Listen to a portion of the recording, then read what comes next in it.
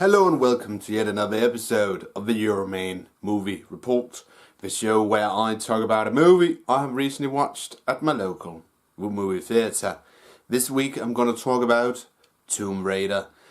Tomb Raider, as many of you know, is of course based upon the very popular video game series about this, basically a female Indiana Jones, Lara Croft, who her character is supposed to be of a wealthy English family, and in the games she runs around fighting off ancient curses, a bit like a female Indiana Jones, and fight off bad guys as well.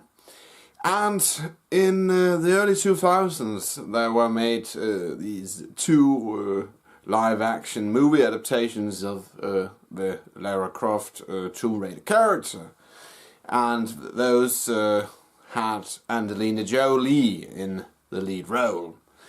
And back in, if I remember correctly, the first one was released in 2004. I was very,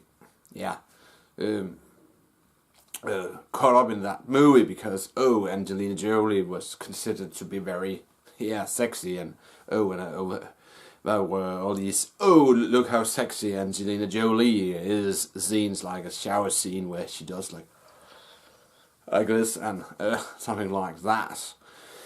But anyway, now more than 10 years have passed, and you can really see that those movies, Tomb Raider and Tomb Raider the Cradle of Light, if I remember correctly, the second film was called, and the third film of course had a young Daniel Craig as one of the bad guys, and he's come very far since then.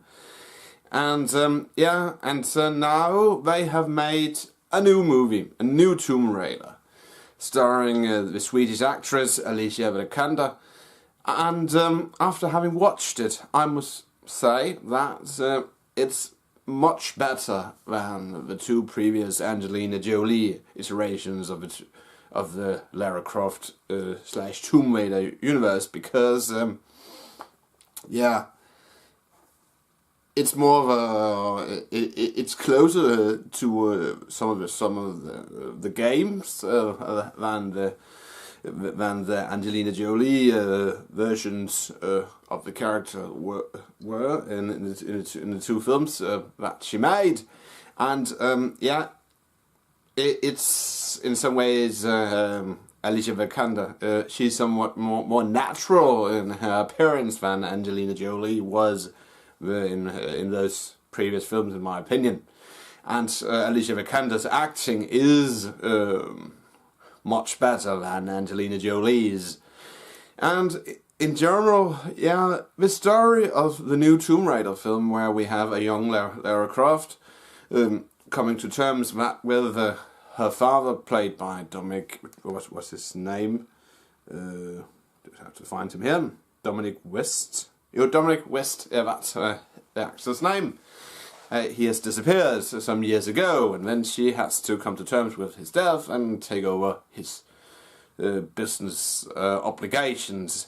And the Croft fortune or business is led by Christian Scott Thomas, who is a CEO of or vice president of the company or something like that. But then, as of course you've seen in the trailer, Alicia Vikander's character, she gets wind of that there was this curse, this island in the Sea of Japan, where her father went, and of course she goes there, and an action ensues. And I must say, as I said, this movie is very much entertaining. It has great action sequences, and Alicia Vikander, if I remember correctly, she did a lot of her own stunts herself, and she is very good in the role.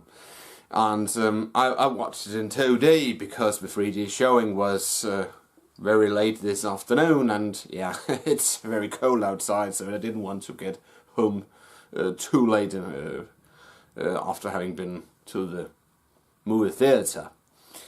And the main bad guy is played by, what was his name? A guy who Walton Goggins, the guy I mostly refer to him as Shane from the series The Shield, but he plays this generic bad guy.